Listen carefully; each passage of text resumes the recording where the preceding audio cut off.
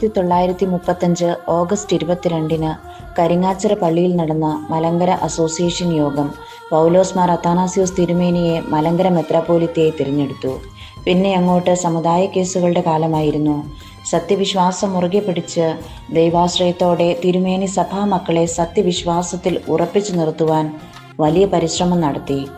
സമുദായ കേസ് പരിപൂർണ വിജയത്തിലെത്തി കാണുവാൻ തിരുമേനിയെ ദൈവം അനുഗ്രഹിച്ചു. വിശ്വാസധീരനായിരുന്നു അത്താനാസ്യോസ് തിരുമേനി. വലിയ തിരുമേനിയുടെ അന്ത്യകാലമായപ്പോഴേക്കും ഭദ്രാസനങ്ങൾക്കെല്ലാം മെത്രാപ്പോലിത്തമാരുണ്ടായി.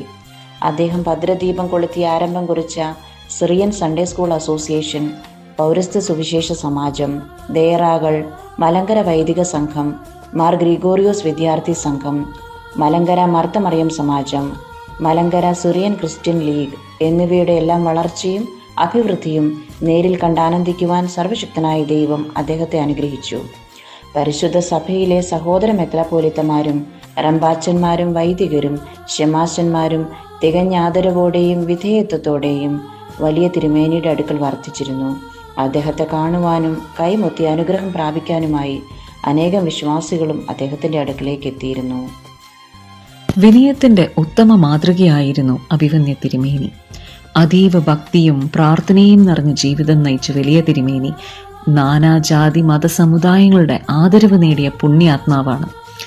വിനയസമ്പന്നമായ സംസാരം, ഹൃദയഹാരിയായ പെരുമാറ്റം, ആത്മാർത്ഥത നിറഞ്ഞ തുല്യരൂപമായ സമീപനം, എല്ലാ കാര്യങ്ങളിലും വെച്ചു പുലർത്തുന്ന സുതാര്യത, സ്നേഹഭാവം എന്നിവയൊക്കെ തിരുമേനിയുടെ മുഖമുദ്രയാണ്. പ്രാർത്ഥനയിലുള്ള കൃത്യതയും അതിഥി സൽക്കാരം, വിശ്വാസ തീക്ഷ്ണത എന്നിവയും അനുകരണീയമായിരുന്നു. ലക്ഷ്യം പോലെ തന്നെ മാർഗവും ശുദ്ധമായിരിക്കണം എന്നായിരുന്നു അദ്ദേഹത്തിന്റെ നിലപാട്.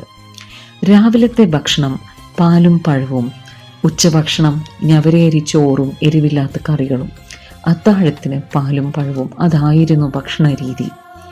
കൃത്യത തിരുമേനിയുടെ ജീവിത വ്രതമായിരുന്നു.